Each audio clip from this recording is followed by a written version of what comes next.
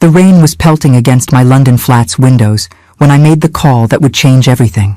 After 16 years of politely accepting excuses, after 6 years of being systematically excluded from my own grandchildren's birthday celebrations, I finally picked up the phone and dialed the number for Blackstone Investigations. Mrs. Montgomery, the crisp British voice on the other end said, "How may we assist you? I need to know why my daughter-in-law has been lying to me for years about my grandchildren's birthday parties," I said, my voice steadier than I felt. And I suspect the truth is far worse than simple family drama.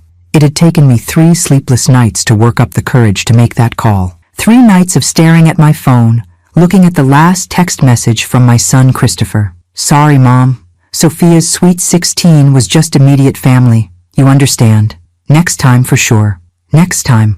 Always. Next time." For 16 years, it had been next time. I am Beatrice Montgomery, 68 years old, retired federal judge, and apparently the most easily forgotten grandmother in the history of family celebrations. I've spent the last 10 years living in London after accepting a position with the International Court of Justice, a prestigious appointment that was supposed to be the crown jewel of my legal career.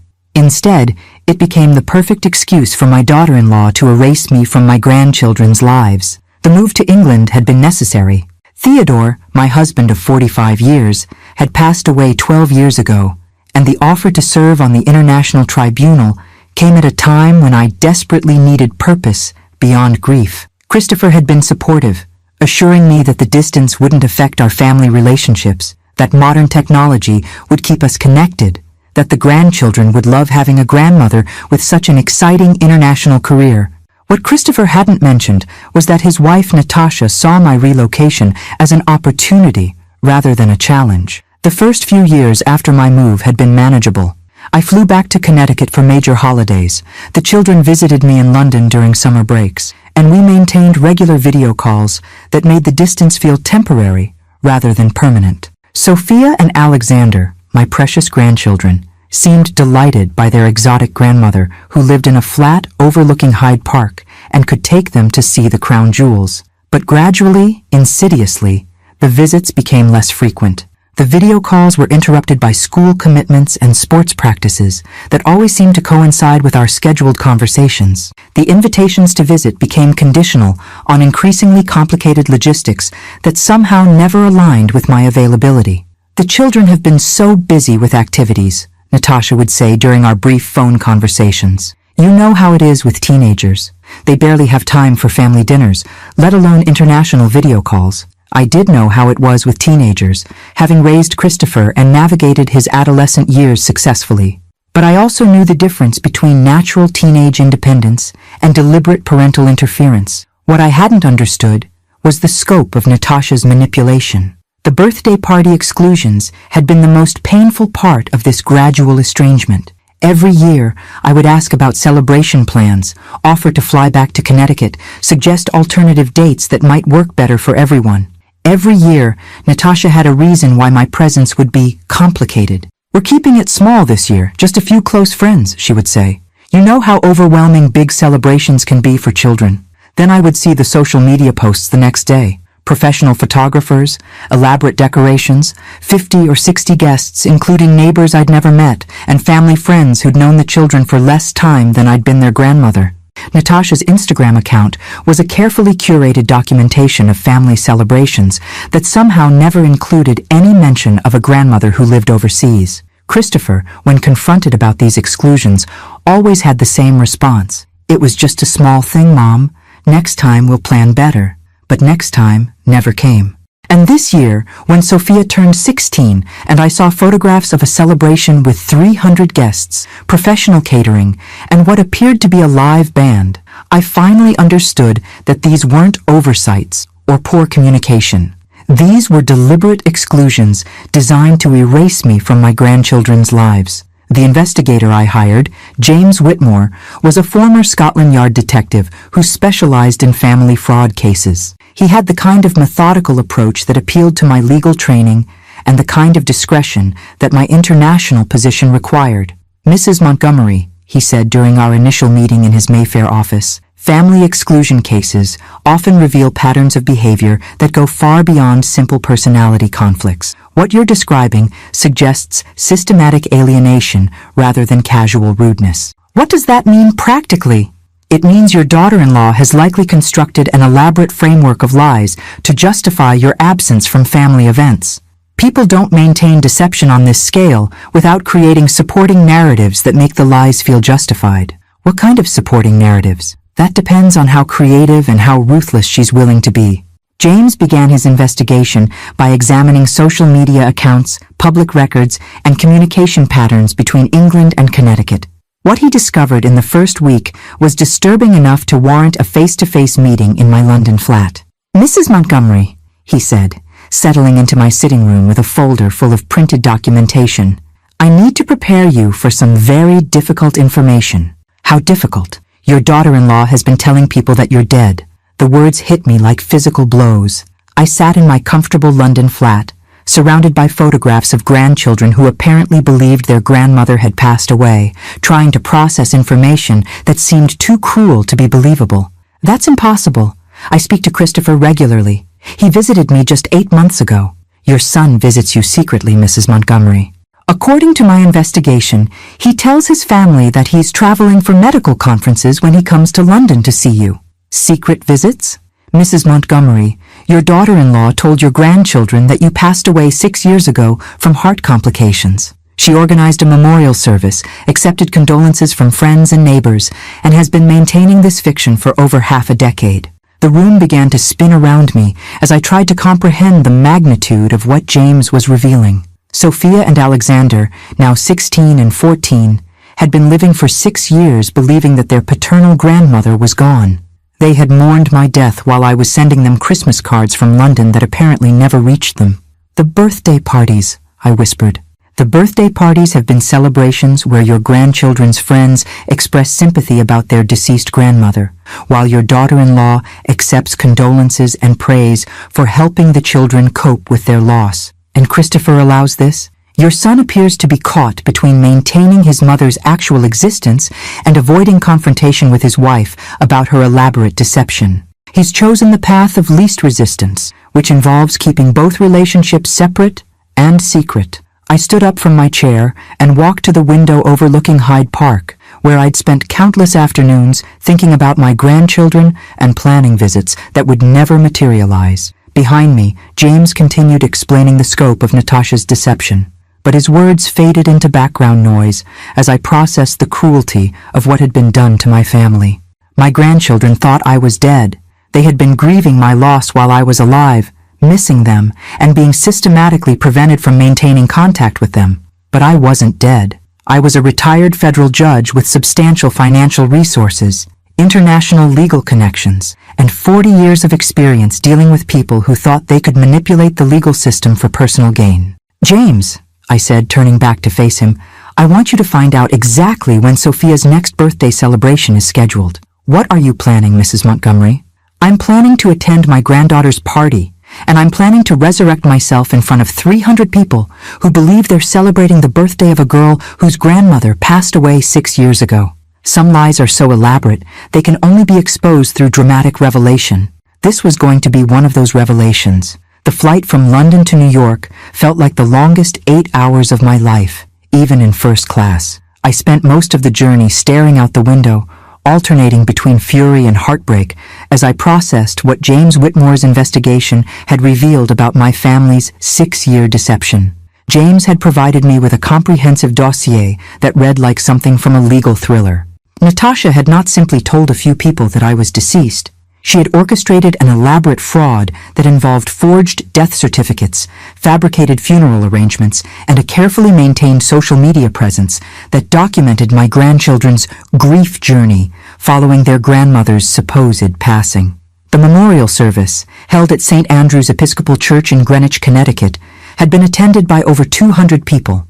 James had obtained photographs from the church's community newsletter, showing my son Christopher delivering a eulogy about his beloved mother's peaceful passing in London, while Sophia and Alexander sat in the front pew, genuinely mourning a grandmother they believed was gone forever. Natasha had even commissioned a memorial garden stone for their backyard, engraved with my name and the dates 1955-2018. My grandchildren had apparently spent years placing flowers on this stone, believing they were honoring their deceased grandmother's memory. The cruelest detail in James's report was the college fund. Natasha had established memorial scholarship funds in my name at both Yale and Harvard, accepting donations from friends who wanted to honor my legacy in legal education. She had raised over $30,000 through these fraudulent memorial funds, money that was supposedly designated for Sophia and Alexander's education, but was actually being used to finance Natasha's lifestyle expenses. As the plane descended into JFK Airport, I reviewed the timeline James had constructed, showing how Natasha had leveraged my move to London to create this elaborate fiction. The death had been announced 6 years ago, just 2 months after a particularly difficult phone call where I had confronted Natasha about being excluded from Alexander's 10th birthday celebration. Mrs. Montgomery became ill very suddenly while visiting a friend in the countryside, Natasha had told people. It was peaceful, which is what she would have wanted. The countryside friend was fictional. The peaceful illness was fabricated.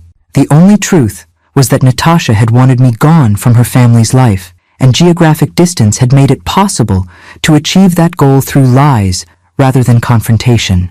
I took a taxi from the airport to the Marriott in Stamford, Connecticut, checking in under my maiden name to avoid any possibility of my presence being discovered before Sophia's party. James had determined that the celebration was scheduled for Saturday evening at the Greenwich Country Club, with cocktails beginning at 7 and dinner service at 8. The guest list included 300 people, ranging from Sophia's classmates and their families to Christopher's medical colleagues and Natasha's extensive network of socialite friends. According to the invitation that James had obtained through one of his contacts, the party theme was Sweet 16 Masquerade, with guests encouraged to wear elegant masks that would be provided at the venue, perfect cover for a dead grandmother's dramatic resurrection. Friday morning, I called Christopher's office and spoke to his secretary, identifying myself as Mrs. B. Harrison and requesting an urgent consultation regarding a family medical matter. Christopher, unaware that his supposedly deceased mother was calling from a hotel 20 minutes from his home,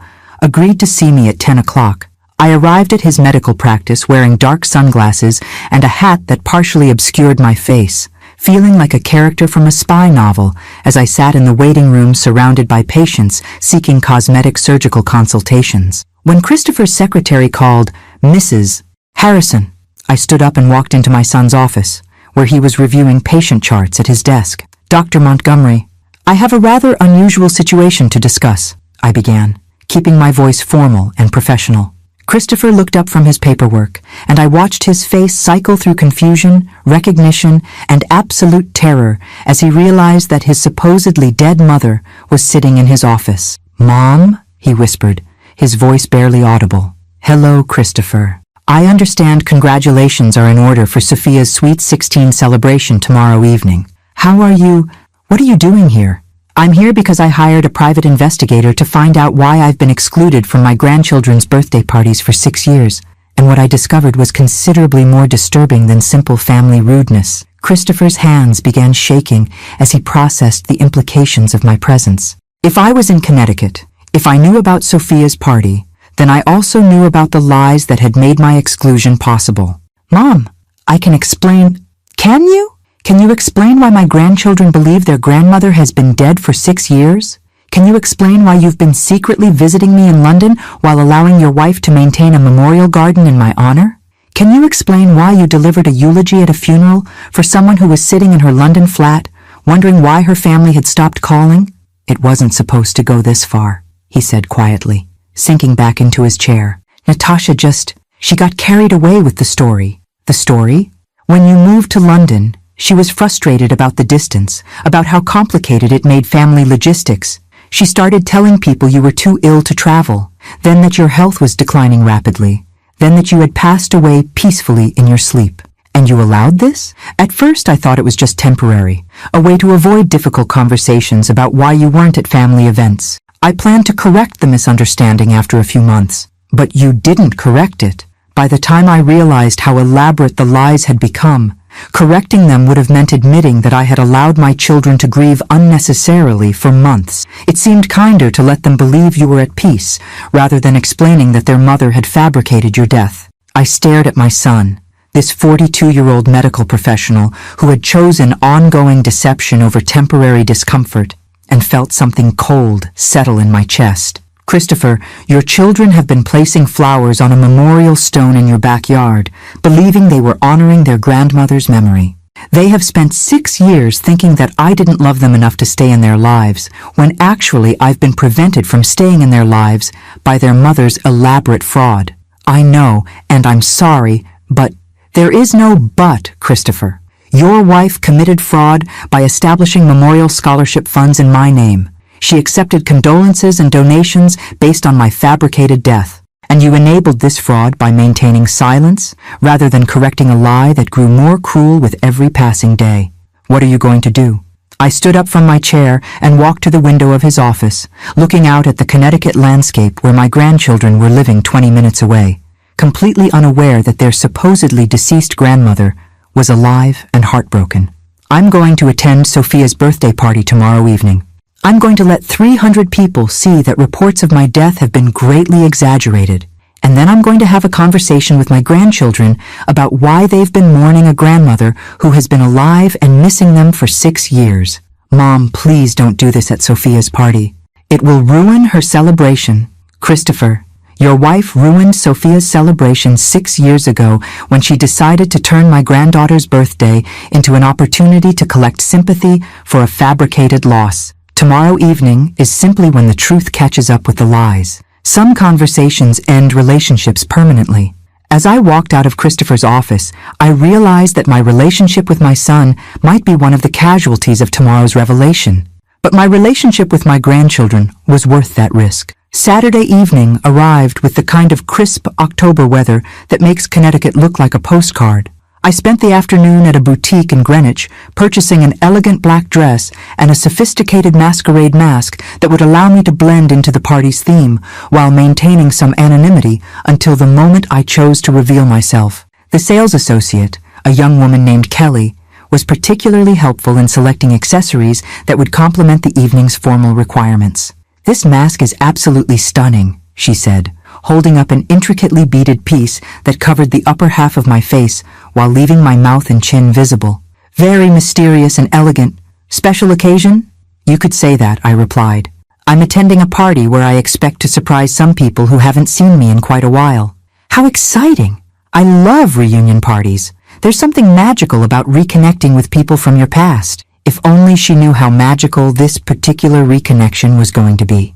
I arrived at the Greenwich Country Club at 7:30, deliberately timing my entrance to coincide with the cocktail hour, when guests would be mingling and distracted rather than focused on new arrivals. The valet took my rental car, and I walked through the club's elegant entrance, wearing my mask and carrying the confidence that comes from 40 years of legal practice and the moral authority of someone who has been grievously wronged. The party was everything James's investigation had suggested it would be.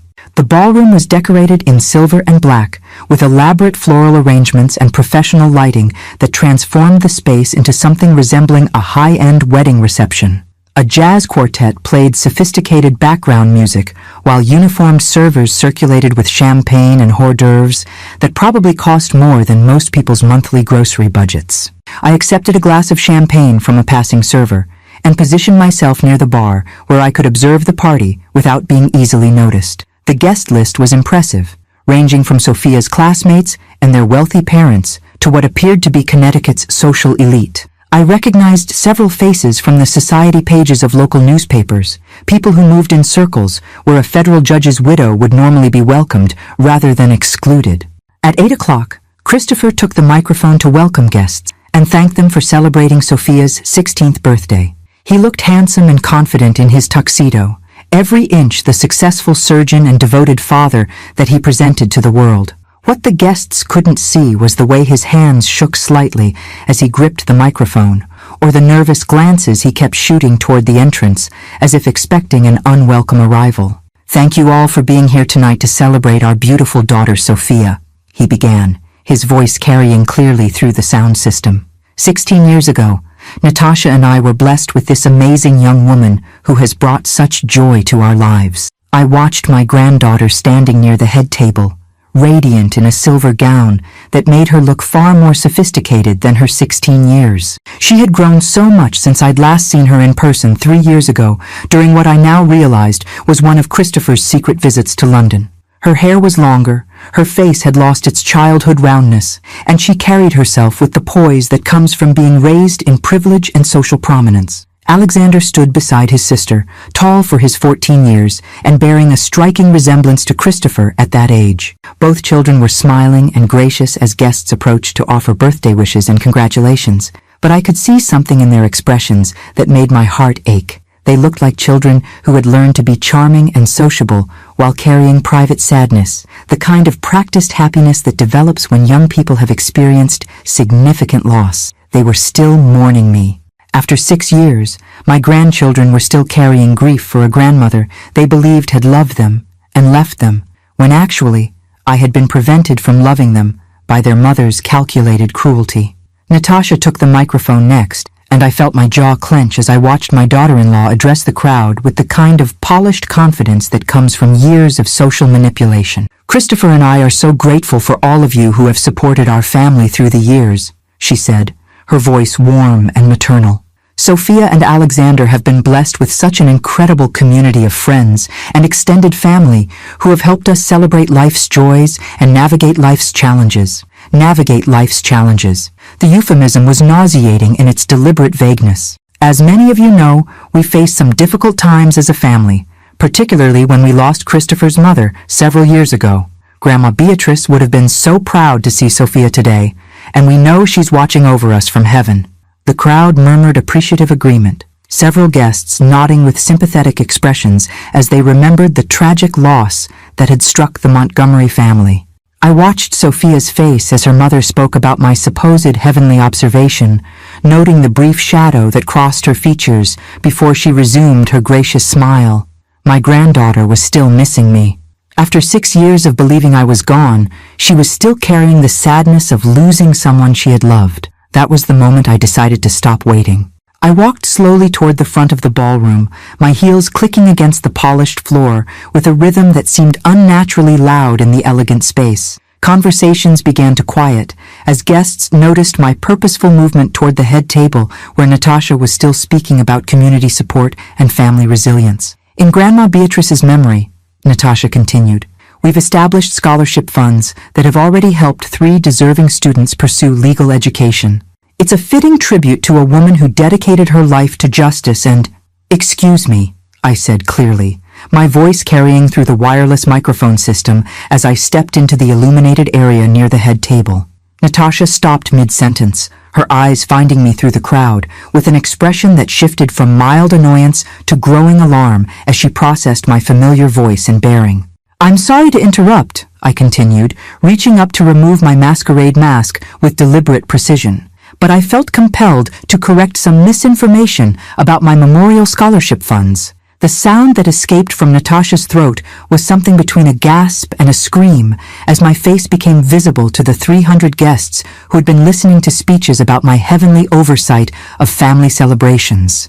Sophia and Alexander stood frozen beside the head table, their faces cycling through confusion, disbelief, and dawning recognition as they processed the impossible sight of their supposedly deceased grandmother standing alive and well in their party's spotlight. "Hello, darling," I said directly to Sophia, my voice gentle but clearly audible throughout the silent ballroom.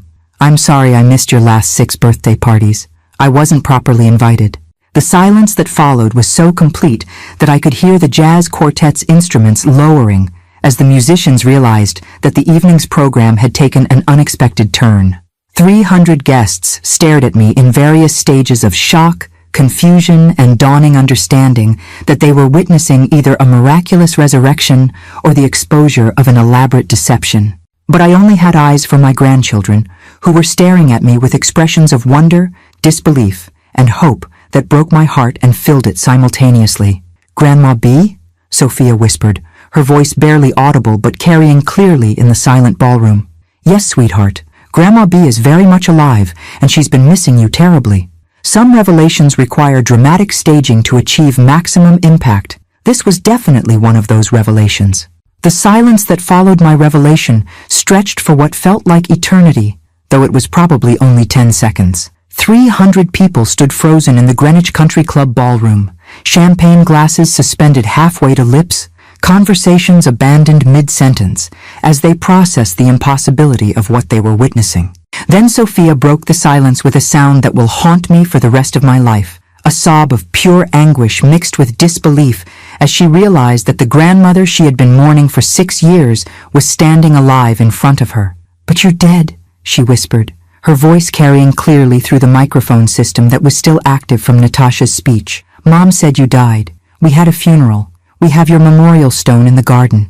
"I know, darling," I said gently, stepping closer to the head table where my granddaughter stood in her beautiful silver gown, tears beginning to streak down her cheeks. "Your mother told me about the memorial stone. She also told me about the scholarship funds she established in my name." Alexander moved toward me tentatively, as if approaching a ghost that might disappear if he moved too quickly. At 14, he was nearly as tall as I was, but in that moment he looked like the confused little boy I remembered from my last proper visit years ago. "Grandma B?" he said, his voice cracking with adolescent uncertainty. "Is it really you?" "It's really me, sweetheart. I've been living in London, missing you both terribly, wondering why you stopped calling and writing."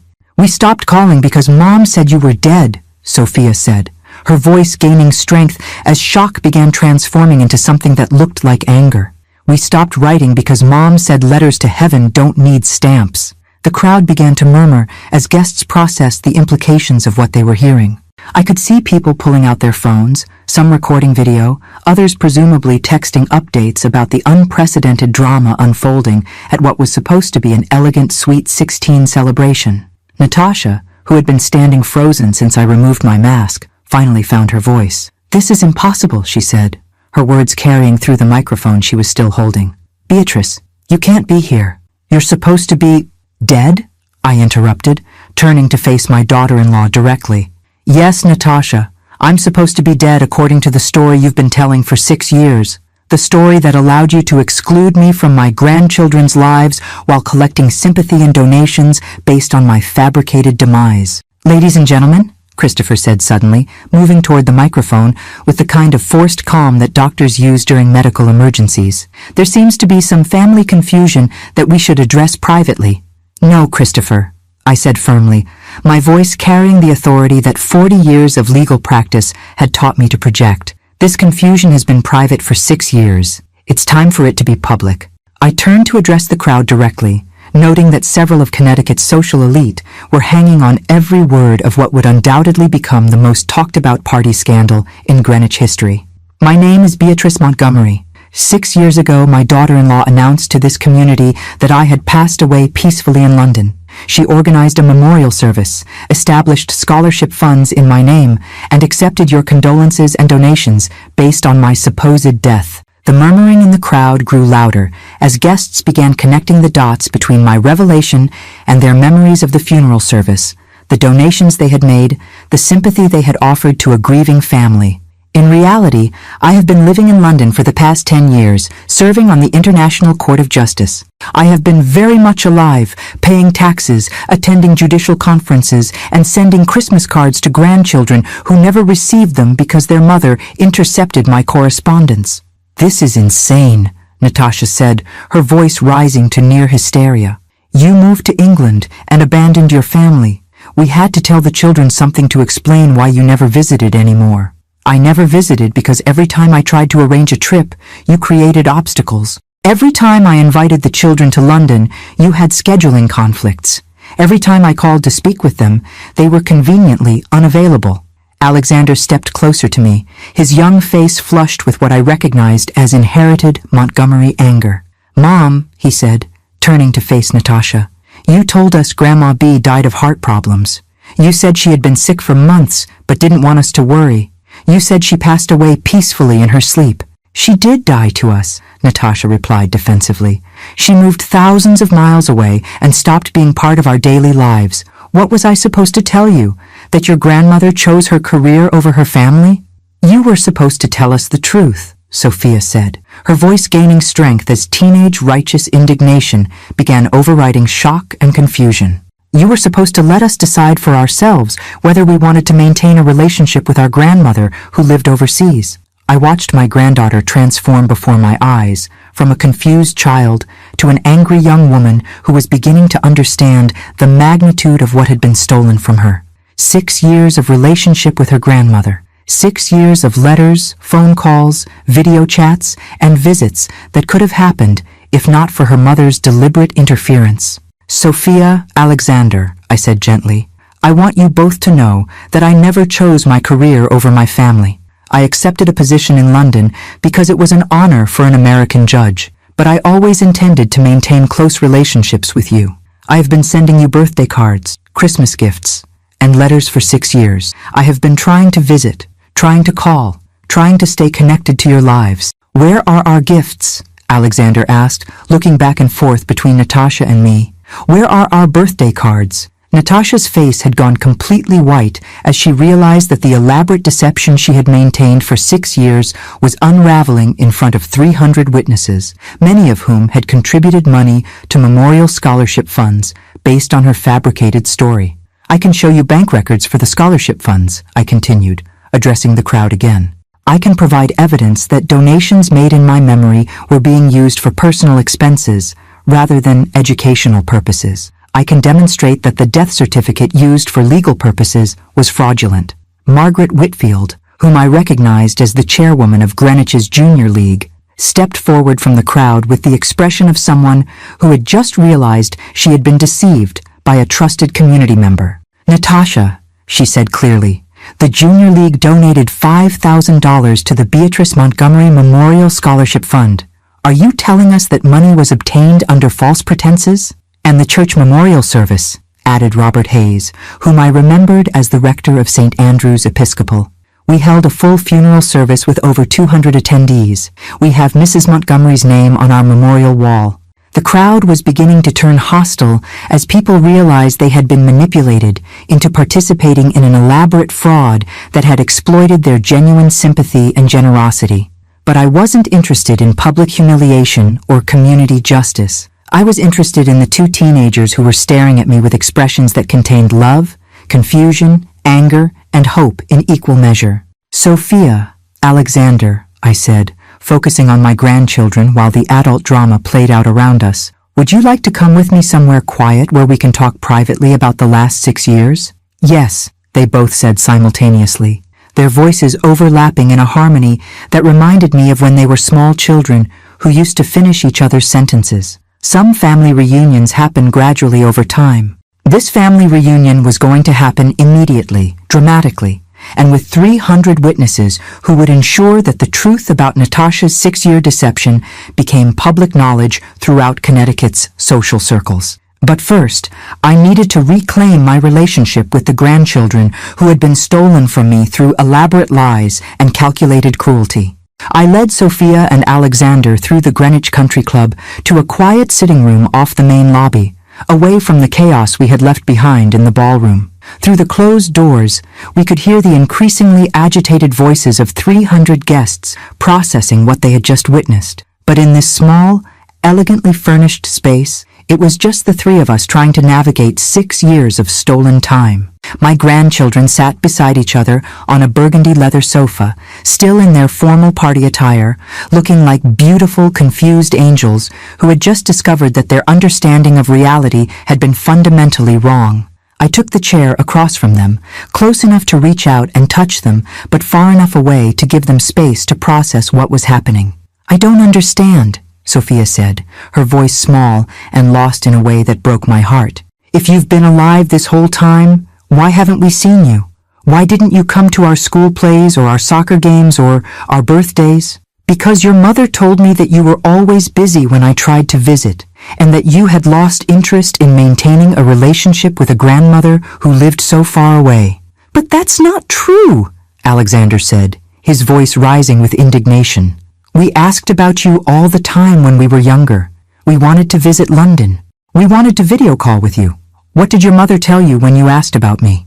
She said you were too busy with your important job to spend time with children, Sophia replied, She said international judges don't have time for family visits and phone calls. I felt anger building in my chest as I realized how thoroughly Natasha had poisoned my grandchildren's perception of my priorities and my love for them. Sophia, Alexander, I need you to understand something very clearly. There is nothing in this world more important to me than my relationship with you. Not my career, not my position in London, nothing. I have been trying to maintain contact with you for 6 years. Then why did Mom tell us you were dead? Alexander asked, his 14-year-old directness cutting straight to the heart of the matter. Because your mother decided that it was easier to exclude me from your lives by making my exclusion permanent rather than dealing with the logistics of maintaining a long-distance relationship. But she made us put flowers on your grave, Sophia said, tears starting again. Every year on the anniversary of when she said you died, we would go to the memorial stone in our backyard and talk to you about what was happening in our lives. The image of my grandchildren standing in their backyard, placing flowers on a stone, commemorating my fabricated death while sharing their hopes and dreams with someone they believed was gone forever, was almost unbearable. What did you tell me during those conversations? I asked gently. I told you about getting into advanced placement classes and making the varsity volleyball team and getting my driver's license, Sophia said. I told you about the boy I had a crush on and about my plans for college and about how much I missed having a grandmother to talk to about girl things. And I told you about making the honor roll and joining the robotics team and learning to play guitar, Alexander added. I told you about wanting to study engineering and about how Dad was teaching me to golf and about how much I wished I had a grandfather figure since Grandpa Theodore died when I was so young. I reached out and took both of their hands, feeling the warmth of their skin and the reality of their presence after so many years of missing them. I want you to know that even though I couldn't hear those conversations directly, I was thinking about you constantly. I was wondering about your school activities and your friends and your plans for the future. I was missing you every single day. Grandma B, Sophia said hesitantly, can I ask you something that might be hard to answer? You can ask me anything, sweetheart. Are you angry with us for believing Mom when she said you were dead? Should we have somehow known that she was lying? The question revealed so much about how these children had been processing their grief and confusion that I felt tears starting to form in my own eyes. Sophia, you were 10 years old when your mother told you I had passed away. Alexander was 8. Children that age believe what their parents tell them about the world because they have no reason to question fundamental truths. You had no way of knowing that your mother was lying about something so serious. But we're older now, Alexander said. Should we have figured it out somehow? How could you have figured out that someone who was supposed to be dead was actually alive in London? Your mother didn't just tell you a simple lie. She created an elaborate fiction with supporting evidence. She organized a funeral, established memorial funds, created a memorial stone. She made the lie so comprehensive that questioning it would have required you to believe that your mother was capable of extraordinary cruelty, which she apparently is, Sophia said with the kind of bitter insight that comes from having your worldview completely upended in a single evening. Through the sitting room's windows, I could see guests leaving the country club in small groups, their animated conversations suggesting that word of the evening's revelation was already spreading throughout Greenwich's social network. By tomorrow morning, Natasha's deception would be the subject of gossip in every upscale neighborhood in Connecticut. But that was tomorrow's concern. Tonight's concern was helping my grandchildren understand that they had been victims of manipulation rather than participants in deliberate estrangement.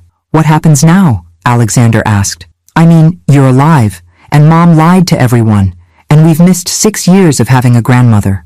What do we do with all of that? We start rebuilding our relationship from where we are right now, I said. We don't try to go backward and reclaim the lost time, because that's impossible. We go forward and create new time together.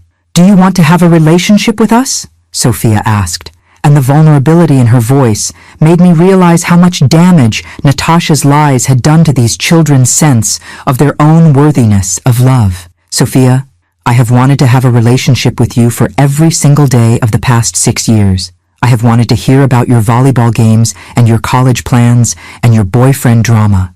I have wanted to celebrate your achievements and help you through your challenges and be the kind of grandmother who knows your favorite foods and remembers your friends' names. And me? Alexander asked, and I have wanted to hear about your robotics projects and your guitar lessons and your engineering interests. I have wanted to teach you card games and take you to London museums and embarrass you by bragging about your accomplishments to anyone who would listen. Both children were crying now, but they were the kind of tears that come from relief rather than sadness. Grandma B, Sophia said, would it be okay if we hugged you? I mean, we thought you were dead for 6 years. So this feels kind of like meeting you for the first time, but also like seeing you again after a really long trip. I opened my arms, and my grandchildren came to me, tall and sophisticated in their formal party clothes, but still young enough to need the comfort of unconditional family love. As I held them, I could feel the weight of 6 stolen years between us, but I could also feel the possibility of however many years we had ahead of us to build something real and honest and unbreakable. I love you both, I whispered into their hair.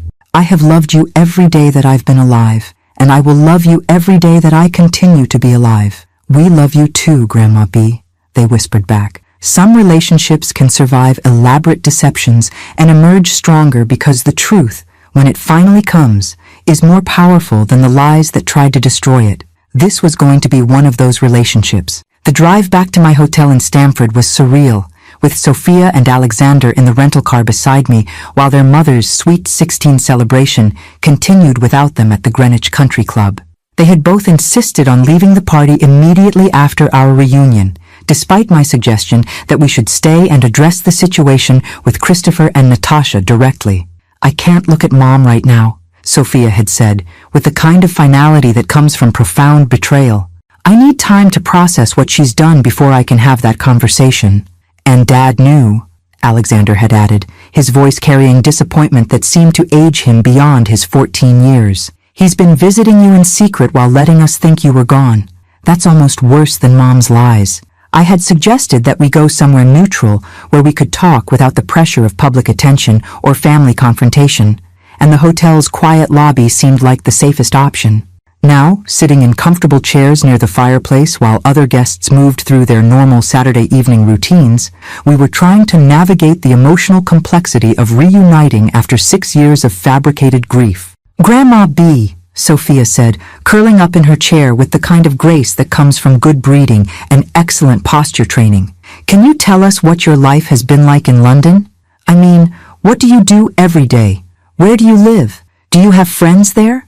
I live in a flat overlooking Hyde Park, near the American Embassy District. I serve on panels for the International Court of Justice, which means I help resolve legal disputes between countries. It's intellectually challenging work, but it's also quite solitary compared to the family court cases I used to handle in Connecticut. Do you miss America? Alexander asked. I miss specific things about America. I miss autumn in New England, and I miss having easy access to proper Mexican food.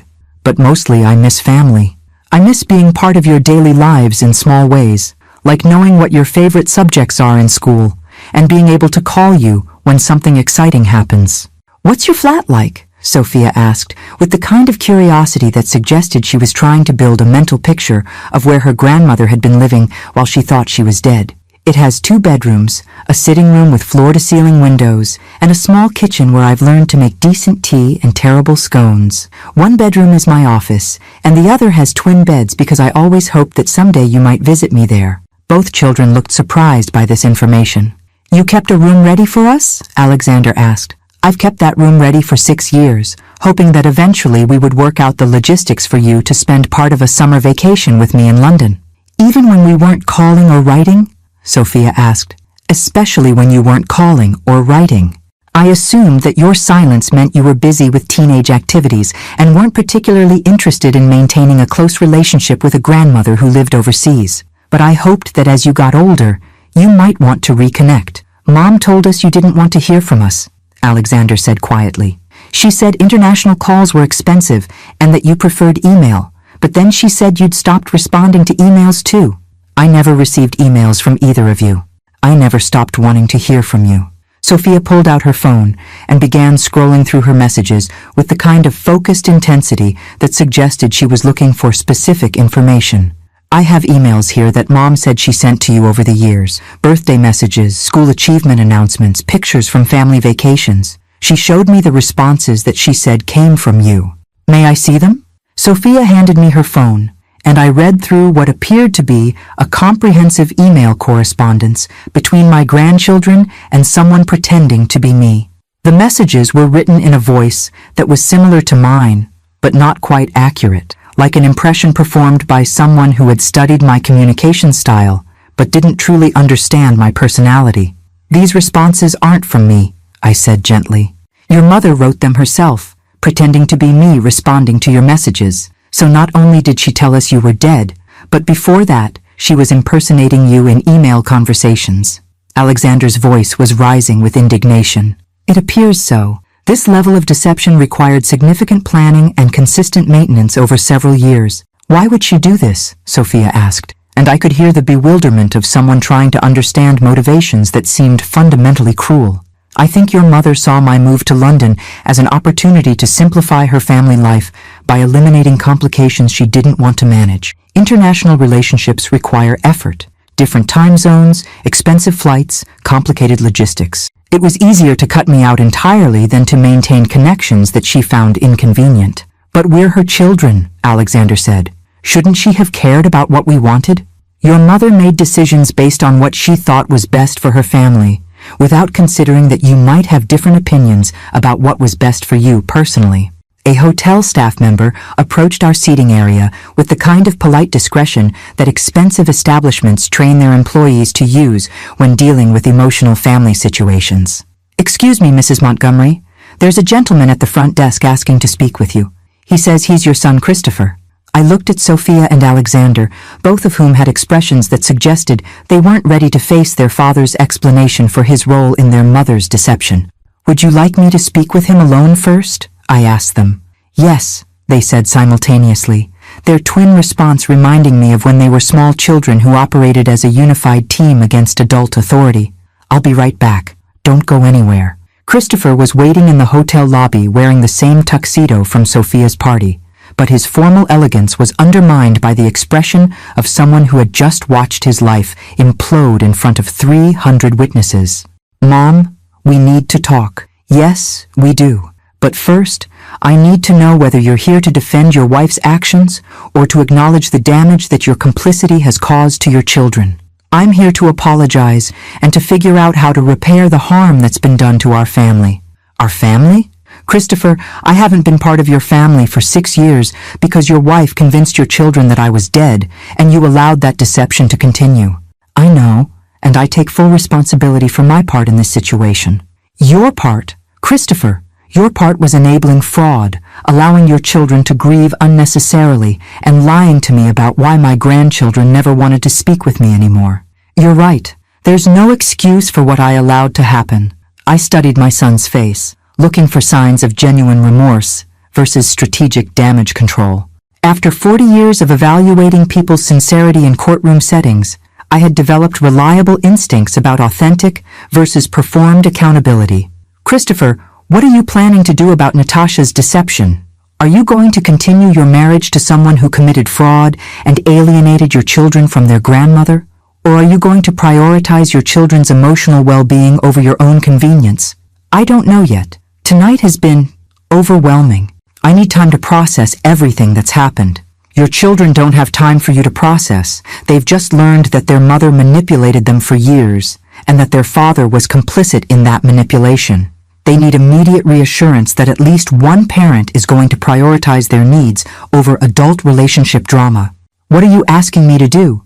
I'm asking you to be the father that your children deserve, instead of the husband who enables his wife's cruelty toward his own mother. Some conversations force people to choose between loyalty and integrity. Christopher was about to discover which choice he was willing to make. Christopher's face cycled through several emotions as he processed my ultimatum, and I could see him struggling with the reality that his comfortable family arrangement had just been exposed as fundamentally dysfunctional in front of 300 influential witnesses. Mom, you have to understand that the situation was more complicated than it appears from the outside, he said, falling back on the kind of justification that had probably allowed him to rationalize his complicity for 6 years. Christopher, there is nothing complicated about a woman telling people that her mother-in-law is dead when she's actually alive in London. That's fraud, plain and simple. But you did move away. You did choose your career over staying close to your grandchildren. I accepted a prestigious international appointment that enhanced my career and honored American jurisprudence on a global scale. That's not the same as abandoning my family. And even if it were, the appropriate response would have been honest conversation about maintaining long-distance relationships, not fabricating my death. Through the hotel lobby's windows, I could see several luxury cars pulling into the parking area, presumably carrying other guests who had left Sophia's party early to process what they had witnessed. Christopher, your wife didn't just lie to your children. She defrauded your community. People donated thousands of dollars to memorial scholarship funds based on my supposed death. The church held a funeral service with over 200 attendees. Your neighbors have been offering sympathy for your family's loss for 6 years. I know, and we'll figure out how to address the financial aspects. The financial aspects? Christopher, your wife committed criminal fraud. She established memorial funds using a false death certificate. She accepted donations under false pretenses. This isn't a family squabble that can be resolved with apologies and restitution. Are you planning to press charges? The question revealed so much about Christopher's priorities that I felt a familiar disappointment settle in my chest. He was more concerned about protecting Natasha from legal consequences than about addressing the emotional damage that had been done to his children. I'm planning to prioritize my grandchildren's welfare over protecting the woman who stole 6 years of their relationship with their grandmother. What does that mean? It means that Sophia and Alexander are going to need significant support to process the trauma of learning that their mother manipulated them for years while their father enabled that manipulation. They're going to need stability, honesty, and prioritization of their emotional needs over adult convenience. Christopher looked toward the seating area where his children were waiting, both of them visible through the lobby's open floor plan as they sat together processing the evening's revelations. They look so grown up, he said quietly.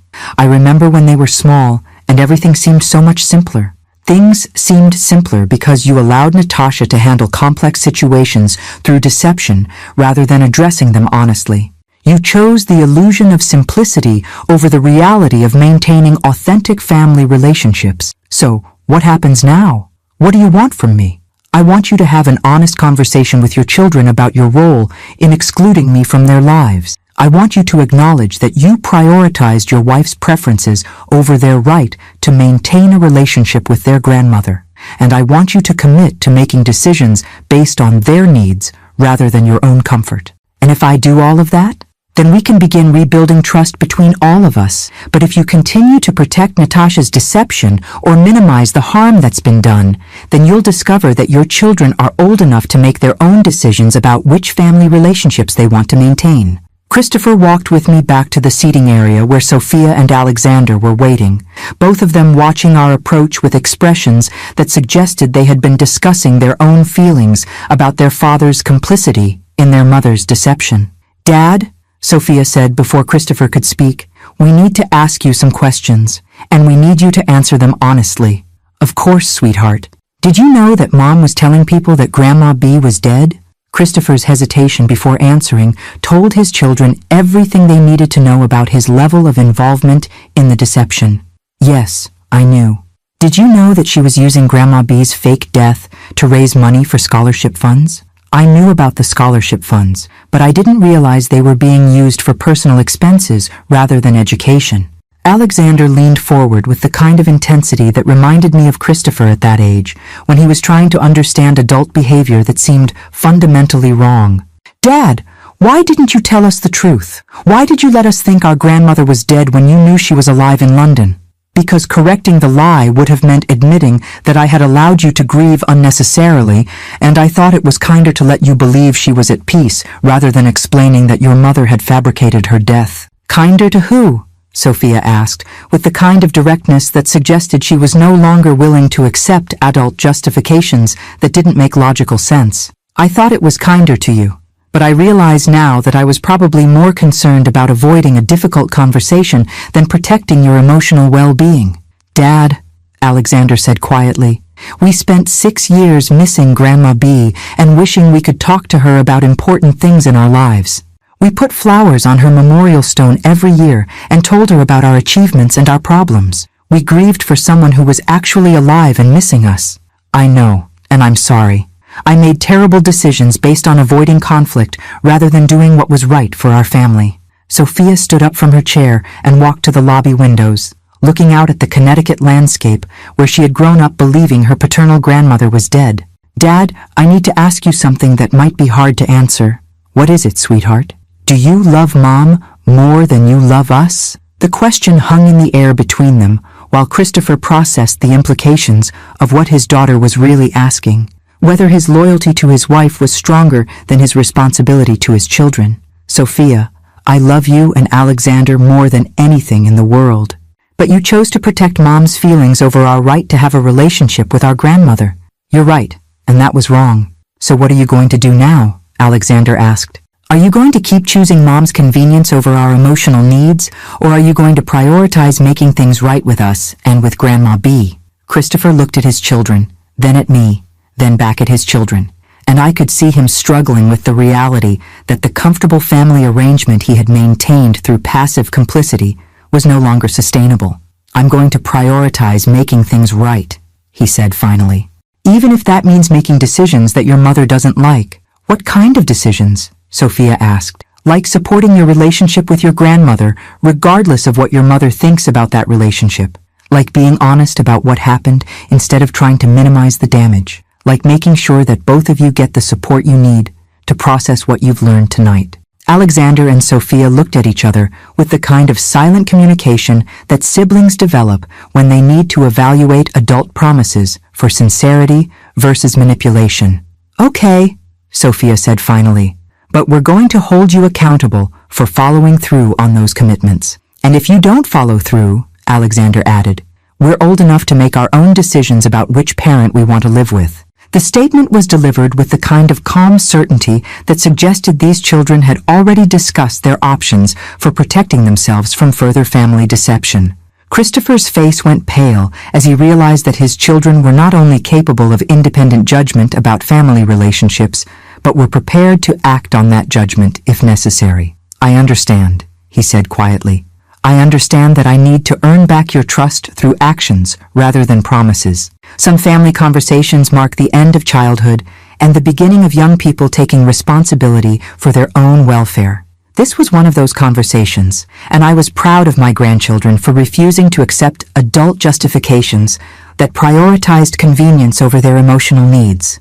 3 days later, I sat in my London flat staring at my phone, which had been ringing almost continuously since news of Natasha's deception spread throughout Connecticut's social media networks. James Whitmore, my private investigator, had warned me that the story would generate significant public interest, but I hadn't anticipated the level of media attention that a grandmother's resurrection at her granddaughter's Sweet 16 party would attract. Grandmother returns from the dead to expose daughter-in-law's 6-year fraud, read the headline in the Greenwich Time. The article included photographs from the party, quotes from shocked guests, and a detailed timeline of Natasha's elaborate deception that made her actions seem even more calculated and cruel in print than they had felt in person. My phone buzzed with yet another call, this one from Sophia, who had been checking on me several times daily since Saturday evening's revelation. Grandma B, are you okay? I saw the newspaper articles online, and they're making this seem like some kind of soap opera drama instead of what it really was. I'm fine, sweetheart. The media attention is overwhelming, but it's temporary. What matters is that the truth is finally public, and we can move forward honestly. Alexander and I have been talking, and we want to ask you something important. What is it? Would it be okay if we came to visit you in London, like for an extended visit, maybe for the rest of the school year?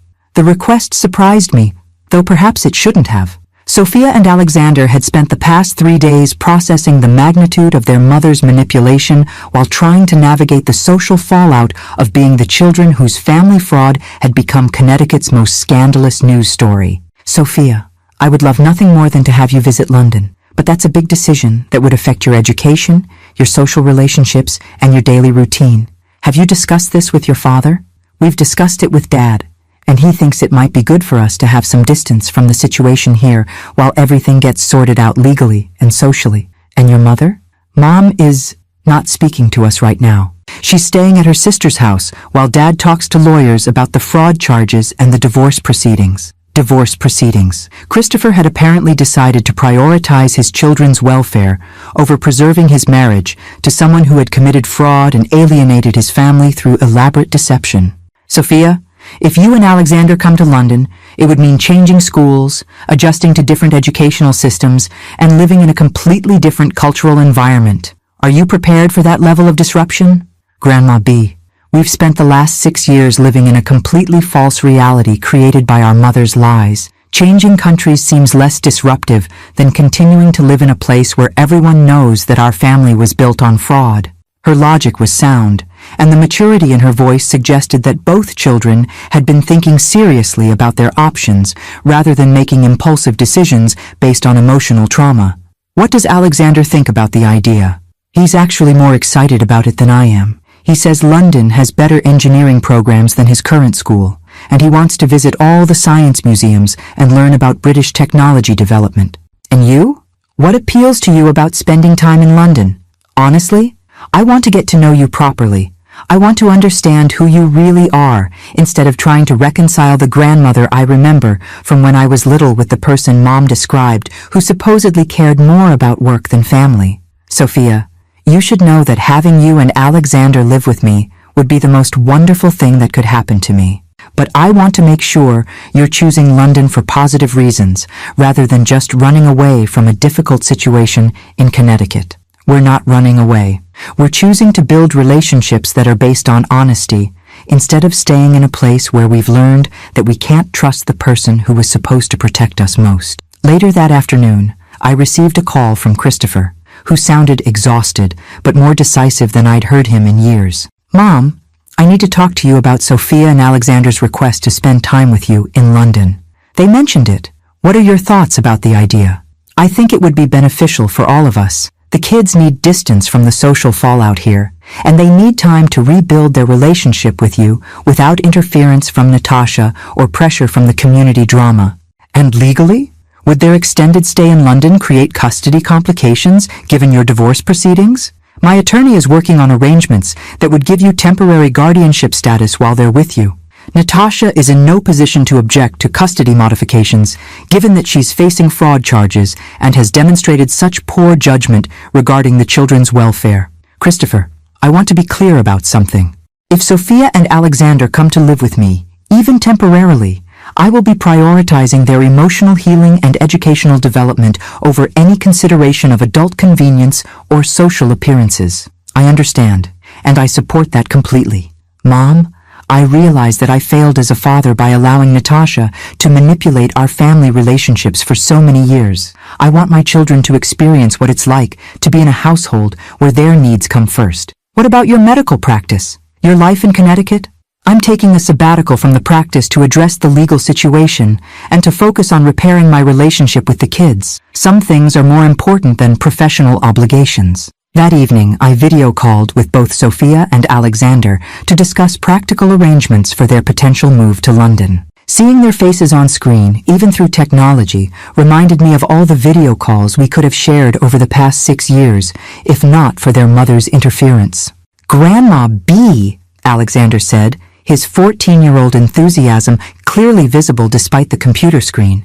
Would I be able to visit the British Museum and the Science Museum and maybe sit in on university engineering lectures? Alexander, you could visit every museum in London and probably arrange educational visits to universities if you're serious about engineering studies. And Grandma B, Sophia added, would I be able to finish my junior year at a British school and still be prepared for American college applications?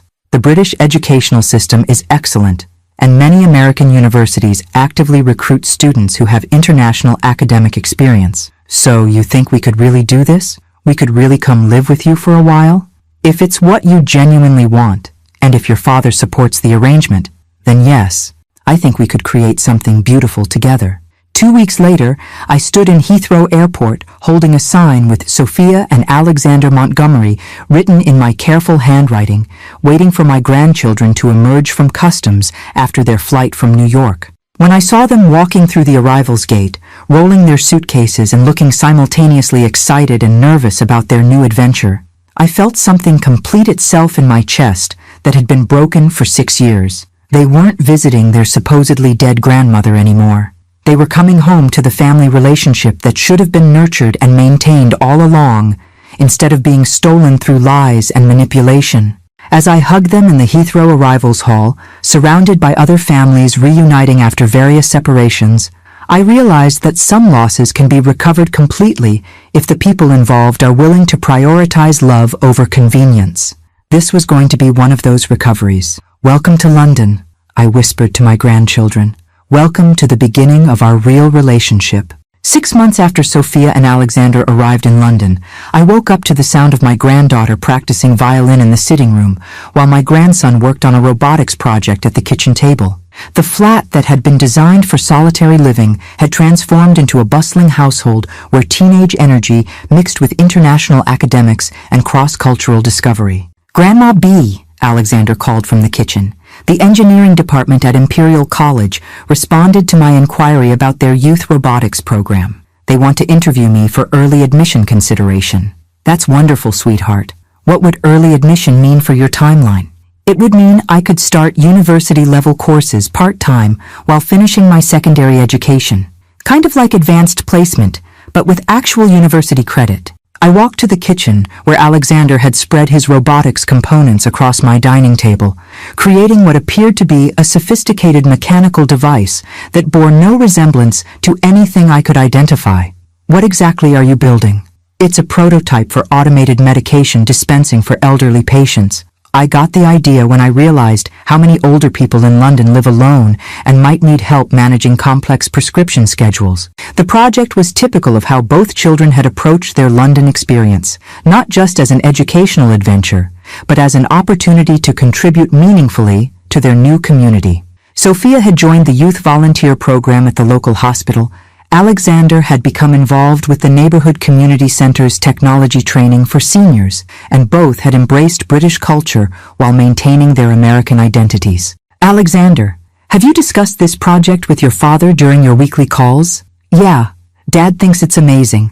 He says he wishes he'd had opportunities like this when he was my age, instead of just following the expected path from private school to Ivy League university to medical practice." Christopher had been remarkably supportive of his children's London experience, visiting monthly and adjusting his own life to accommodate their new educational and social priorities. The divorce proceedings with Natasha had been finalized 2 months earlier, with Christopher receiving full custody based on Natasha's fraud conviction and demonstrated unfitness as a parent. "Speaking of your father," I said, "he mentioned during his last visit that he's considering relocating to London himself. How would you feel about that possibility?" "I think it would be great," Alexander replied without hesitation.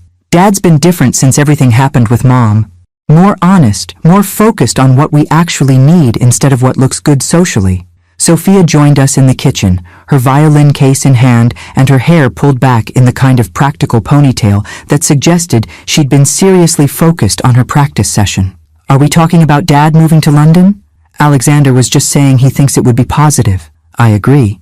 Dad needs a fresh start somewhere that isn't connected to Mom's social network and all the community drama about the fraud situation."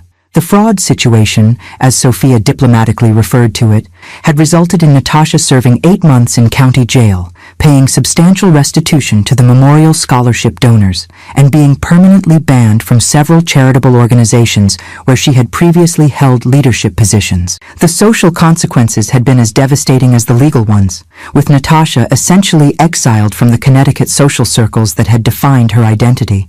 "Girls, I need to ask you both something important," I said, settling into the kitchen chair across from Alexander's robotics project. "Your father and I have been discussing arrangements for the upcoming school year, and we want to make sure you have input into decisions that affect your future." "What kind of arrangements?" Sophia asked. "If your father relocates to London, you could continue your education here permanently rather than returning to Connecticut. That would mean applying to British universities instead of American ones, developing careers in international rather than domestic contexts, and essentially committing to building your adult lives in Europe rather than the United States." "And if Dad doesn't relocate?" Alexander asked. "Then you would need to decide whether to return to Connecticut for your final years of secondary education or continue in London while maintaining long-distance family relationships." Both children were quiet while they processed the implications of these options. At 16 and 14, they were old enough to understand that educational and geographic decisions made now would shape their opportunities for decades to come. Grandma B, Sophia said carefully, what do you want us to do? What would make you happiest? What would make me happiest is for both of you to make decisions based on your own interests and ambitions rather than feeling obligated to prioritize my preferences or your father's convenience. But we want to know your honest opinion. My honest opinion is that you've both thrived in London in ways that suggest this environment suits your personalities and academic interests better than your previous school in Connecticut. But that doesn't mean London is objectively better for you. It just means it's been better for you during this particular period of your development. Alexander looked up from his robotics components with the expression he got when trying to solve complex engineering problems. Grandma B, can I ask you something about your career decisions? Of course. When you moved to London for the international court position, did you know it would cost you 6 years of relationship with us? Or did you think the family connections would be maintained regardless of distance? The question was more sophisticated than I'd expected from a 14-year-old, but then again, both children had been forced to develop advanced thinking skills about family relationships and adult decision-making through their experience with Natasha's deception. I believed that family connections would be maintained regardless of distance, because I assumed that everyone involved would prioritize those relationships over convenience or social appearances. But you were wrong about that assumption? I was wrong about your mother's willingness to maintain connections that she found inconvenient. I was right about your father's love for you and your capacity to rebuild relationships based on honesty rather than proximity. So distance doesn't automatically damage family relationships, Sophia observed, but it does require everyone involved to make active efforts to maintain connection. Exactly. Then I think we should stay in London, Alexander said decisively. Not because we're running away from problems in Connecticut, but because we've discovered opportunities here that we want to pursue. And I think Dad should move here too, Sophia added. Not because he needs to follow us around, but because he deserves a chance to build a life that's based on what he actually wants, rather than what's expected of him socially. That evening, we video called Christopher to discuss the children's preferences and his own decision-making process. He was sitting in his Connecticut office, but behind him I could see packing boxes that suggested he had already begun making arrangements to relocate. Dad, Sophia said without preamble, we want to stay in London permanently, and we want you to move here too. Not because we need you to take care of us, but because we think you'd be happier building a new life somewhere that isn't connected to all the drama with Mom. And because London has really good opportunities for international medical practice, Alexander added. You could do consulting work for the European medical system instead of just cosmetic surgery for Connecticut socialites. Christopher laughed with the first genuine amusement I'd heard from him since Sophia's disastrous birthday party. You two have given this serious thought, haven't you? We've had 6 months to think about what we want our family to look like when it's based on honesty instead of lies, Sophia replied. And we've decided that we want it to look like people who choose each other because they enjoy each other's company, not because they're stuck with each other through legal obligations or social expectations, Alexander added. In that case, Christopher said, smiling at the computer screen, I'm happy to inform you that I've already submitted my application for medical licensure in the United Kingdom. Some family formations happen through birth and legal arrangement. Our family formation was happening through choice, honesty, and mutual respect across international boundaries, and it was stronger than anything we'd ever built through obligation or proximity. 2 years later, I stood in the gardens of Hampton Court Palace, watching Sophia receive her International Baccalaureate diploma with distinction, while Alexander cheered from the audience after completing his first year of early admission engineering studies at Imperial College. Christopher sat beside me in the ceremony seating, looking proudly relaxed in a way that had taken him months to achieve after relocating his medical practice to London's Harley Street.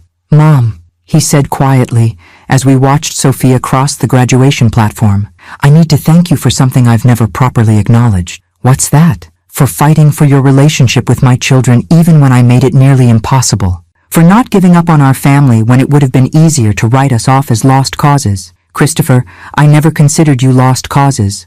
I considered you victims of manipulation who deserved the chance to build authentic relationships once the manipulation was exposed. But you could have pressed criminal charges against Natasha for the fraud, sued for damages, made our lives much more complicated legally and financially. Instead, you focused on rebuilding relationships with Sophia and Alexander. Because relationships were what mattered most. Money and legal vindication couldn't give me back 6 years with my grandchildren, but creating honest family connections could give us decades of future together. The graduation ceremony continued with speeches about international education, global citizenship, and the importance of building bridges across cultures. Sophia's academic achievements had been remarkable during her 2 years at the international school. But more importantly, she had developed the kind of confident independence that comes from navigating challenges successfully and discovering her own capabilities. After the ceremony, we gathered for celebration lunch at a restaurant in Richmond, where Sophia and Alexander updated us on their respective educational and career planning. "I've been accepted to Oxford for international law," Sophia announced, with a focus on human rights advocacy. The admissions committee was particularly interested in my essay about family fraud and the legal protections available to children who are manipulated by parents. "You wrote your university application essay about our family situation?" Christopher asked with surprise. "I wrote about how discovering that I'd been systematically lied to by my mother taught me that legal systems need better protections for children whose family relationships are damaged by parental deception." And the admissions committee responded positively to that topic. They said it demonstrated sophisticated thinking about the intersection between family law and children's rights, plus personal experience that would inform my academic perspective. Alexander, who had been quietly working his way through what appeared to be his 3rd serving of dessert, looked up with the kind of grin that suggested he also had news to share. "And I've been invited to present my medication dispensing prototype at the European Youth Engineering Conference in Geneva next month." "Alexander, that's extraordinary," I said. "What will your presentation focus on?" "On how technology can help elderly people maintain independence while managing complex health needs." The project started as a way to help people in our London neighborhood, but apparently it has applications for aging populations throughout Europe. "Have you heard from your mother recently?" I asked both children, knowing that Natasha had been attempting to rebuild contact with them since her release from jail. "She sends emails occasionally,"